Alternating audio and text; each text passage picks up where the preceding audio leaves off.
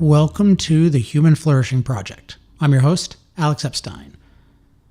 3 weeks ago, I did an episode called The Case for Achieving 80% of Your Potential.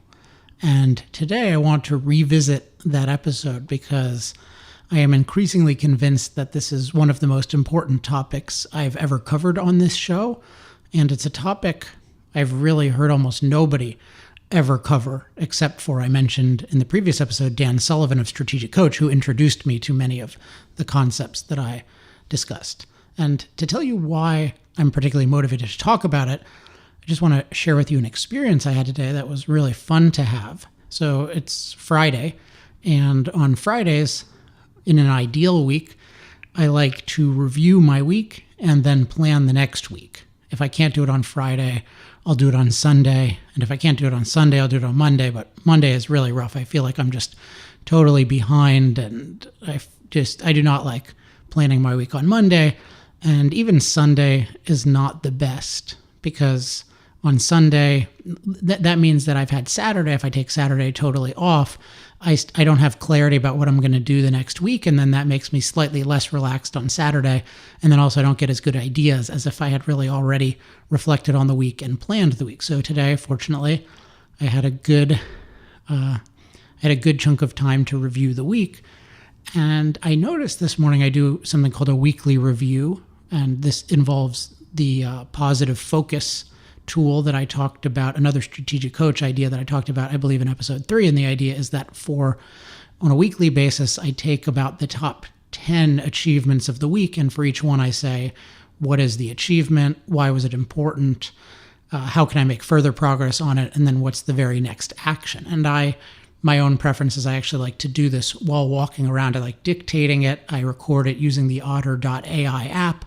And then it makes a transcription for me, and then I revisit it, and then I put the action items into my calendar. But one thing I noticed as I was going through my achievements this week is when I looked at the different projects I was working on this week. So working on a revised version of my book, The Moral Case for Fossil Fuels, which is really ending up being a total rewrite and hopefully revolution of it. And then I have a certain secret side project that hopefully I'll be able to talk about in at least the next couple months. And then I have some consulting projects. And then we have certain kinds of sales activities.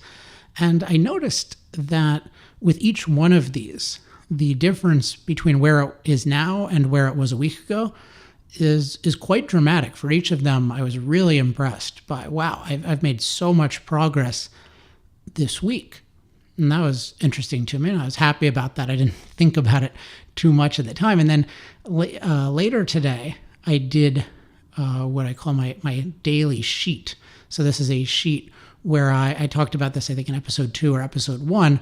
I take maybe about a dozen different aspects of my life that I like to track and just rate on a scale of 1 to 10 and just see where I am. So, and they're specific to me, but these are things that I like to track that are a good gauge of, they're either good like lagging indicators, as in they just indicate how well my life is going, or they're good leading indicators, as in that they indicate, oh, if you do this, if you're high on this, it'll go well in the future. So I just have different things. So, there's serenity, romantic rejuvenation is one that I have, altitude is one that I have, C-zone. C-zone is a strategic coach term for to what extent you're doing work that's fascinating and motivating. So I have 12 of these. Maybe I'll share them sometime on a show. But I noticed that today, and I hadn't done this in a long time, unfortunately, and I'm really working with my assistant, Kelso, to have accountability, because I had really good accountability with my old assistant, Nikki, on this. And then with Kelso, we've accomplished a lot, but I lost accountability on this. So I found it really valuable. But what was really cool is that today, when I did the exercise, I got the highest overall number I had ever gotten. I thought, okay, this is really interesting. I'm glad I haven't fallen off the wagon, or whatever the proper use of that expression would be, while I haven't been tracking this. And I thought, okay, what's really responsible for this? And the more I thought about it, the more I thought the single biggest breakthrough that I've had, certainly in the last month, is this idea of 80% that I talked about. So here's my current summary of what I often like to call it 80% actualization. Although the episode was the case for achieving 80% of your potential. So this is the idea that the way to get the best results on a project in terms of return on time, both in terms of the result you get and the enjoyment you get, you get the best result not by trying to do the project yourself to 100% of your potential, but by dividing up the project into sub-projects in which you and or other people always work to 80% of your potential. So there are a couple of elements. So one is that you're dividing up a project, but then also that you're focused on doing it in chunks of 80% of your potential. So I gave the example of this outline that I'm working on, which is, for me, I outline in very intricate detail. So I have this outline for version 2 of my book, and there's just a million things that are involved in terms of research and thinking. And for a while, I was viewing it as, okay, I'm going to just do this to 100% of my potential. And I was finding that it was taking forever, and I would make certain steps forward, but then I'd go back, and I was feeling a lot of pressure, and sometimes I would feel like procrastinating. And then I decided, okay, instead of doing that, the way I'm going to do it is I'm just going to try to do any given chunk of it, whether it's work on the whole outline or a section of the outline. I'm just going to try to do it to 80% of my potential. And then what I'm going to do is I will either revisit it myself later and then try to do another chunk to 80% of my potential, or I'll find someone who can help me and I'll have them help me to 80% of their potential, maybe to edit it. And what I found really quickly as I was doing this was, oh my gosh, this thing gets way, way better when I work in these chunks of 80% of my potential, because what I do is I work much more quickly, and so you end up, when you do something to 80%, it's really 5 times faster than 100%. I explained this in the first version of the episode why this is. So I find that I'm much faster and I complete things. And then when I complete chunks of it, then I become a smarter person to work on the other chunks, and or other smart people can then work on the definite thing that I've created. Whereas if I'm just saying I'm going to do 100% of this, I'm going to do this all myself to 100% of my ability, I would often find myself just in the middle of it, and it's chaos, and no one could even really understand what I'm doing, and it was hard for me sometimes to remember what I was doing. And I've just noticed that in every area, I've just started always thinking about what's my next 80%, and thinking about whenever I'm doing work, whenever I'm working on a project, I want to complete some 80% chunk of it. And what's happened then is that I'm making fast progress on all the projects, and I'm able to incorporate other people better, and I myself have a better perspective on things. And I mentioned all of these benefits a few weeks ago, but I'm noticing them more and more and more. And one aspect that I want to talk about today that I've also been noticing is this is not really a new observation, but I think it's valuable to integrate with this idea of 80% actualization, is that there's an incredible power in doing these 80% chunks and finishing the chunks. And one thing I'm noticing when I'm working is that I have an increasing distaste for leaving in the middle of something. So I was working on a consulting project the other day, and there was I needed to do a draft of something, and it wasn't due that day. But what I decided is, okay, I'm going to do a full draft. It won't be perfect, but I'm going to complete the draft to 80% of my ability, instead of, let's say, doing half of the draft and then coming back to it later. And then I find, okay, once I do that full draft to 80% of my ability, it totally changes. Not only it changes the thing in all the ways I mentioned before, but it also just gives me this momentum, because now I have the satisfaction and motivation and momentum of having completed something, and then I feel good about that, and then I know that when I engage it next time, I'm going to engage it at a further along stage than it was before, versus if I leave it in the middle of it, then there's just this mess. And I know that, oh gosh, I'm going to have to go through this again, and it's not that good, and it's kind of this undefined mess. And then am I going to leave another mess? And then that's not going to feel good. So it feels much better to engage with something where I know I've made a significant chunk of progress, and then I'm committed to making another chunk of progress. And maybe the chunk of progress will be smaller than I had hoped, but it'll still be a chunk of progress. And then I can either do the next part myself, or I can bring somebody else in.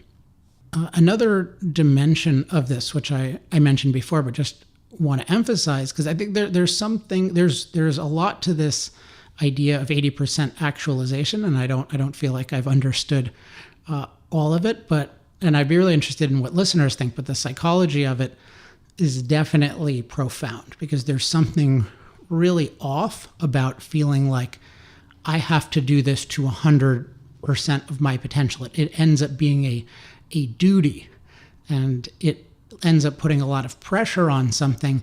And it's really, what does that even mean, 100% of your potential? You never know what it is. So then there's always, if you do something, then you know that you reached your potential. That you never know if you've fully reached your potential, but you don't really get credit for anything you do in a certain sense, because it's like, okay, either you've done this perfect reaching all of your potential, or, and that seems very unlikely, or you did something less than your potential. So even if you did something great, you didn't achieve your potential. So you could say of Einstein, well, did Einstein fully achieve his potential? And you could look at some day in Einstein's life and say, well, yeah, Einstein, you screwed up this day. If only you hadn't done that, you could have come up with another important physics theory. You could have just at least written one more page that was valuable. So think about, with all the valuable stuff Einstein did, he should feel, we want people like that to feel really good about what they do. And we want ourselves to feel really good about what we do. And what this 80% focus is it takes away this idea of I have a duty to do some sort of mystically perfect level. And it really just says, no, I'm gonna just see, I'm just gonna keep doing positive things and see how far it can go, and I'm going to appreciate every time I use my ability, and then I'm going to appreciate the results, and then if I like them, then I can get more. But it's building on a positive versus feeling like, oh, I'm just trying to get to zero. So I'm really curious what listeners think about that, but I think that's one really big reason why it has this experience of enjoyment, because it makes the experience of productivity into a really positive building experience, and takes away this duty to achieve potential. And in fact, actualization, one reason I'm using it is because there's this idea, which I find compelling in certain ways, of self-actualization. And there's this, it's the top idea on Maslow's hierarchy of needs, if you've ever heard of that. And at a strategic coach workshop, Dan Sullivan has said a couple of times, like, I don't like self-actualization, and he calls it a gap concept, which a gap concept is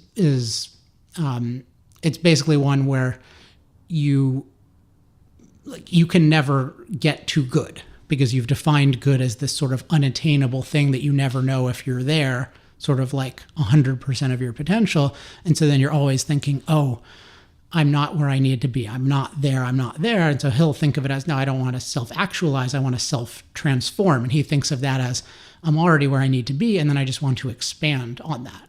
And I like that a lot. So there's something about self-actualization that I do find quite compelling, which is just that feeling like, okay, look, I have one life, I have a brain, I might have certain specific abilities, and I want to see what I can do with those. And there's a certain satisfaction, but I'm finding more satisfaction rather than feeling like I have to do 100% of my ability, whatever that is, which I really can't know, versus just saying, no, I'm gonna figure out the most efficient way to work, to use my abilities, which is really in these 80% chunks. And then who knows how far I can get. So I'm getting a lot farther working in 80% chunks than trying to do the projects myself to 100% of my potential. And then what I'm finding is, well, actually, when I work at 80%, the potential is far greater than what I would have conceived as 100%. So that's what I wanted to share today, a follow-up on this idea. I'm very interested in any success or challenges that listeners are having, so feel free to post on the Facebook page about this, facebook.com/Human Flourishing Project. If you have any questions, comments, love mail, or hate mail, you can email me at alex@alexepstein.com. And to get on the show's mailing list to get updates about the new shows every Friday, go to humanflourishingproject.com. By the way, for those of you who filled out the survey of truly great content, which is I guess you could probably still technically fill it out, but I'm not taking any more of them. I am going to work this week on getting you your results. So it's been a little bit of a wait, but I think it will be worth it. So look forward to that. I'll just send you emails individually. If you don't get one in the next week, then bug me via email. And it's possible that you were one of the few people who filled out something but didn't really fill it out properly, and you didn't actually give any recommendations, but that was only a few of you. So just about all of you should be getting the really good recommendations of other people, and I think that will enrich your life. Those of you who didn't participate in that, maybe we'll have another one in the future, and I'll make sure to do something in the future that will help give you access to truly great content in lots and lots of different fields. Okay, that's it for this week. I will talk to everyone next week. Until then, I'm Alex Epstein. This has been the Human Flourishing Project.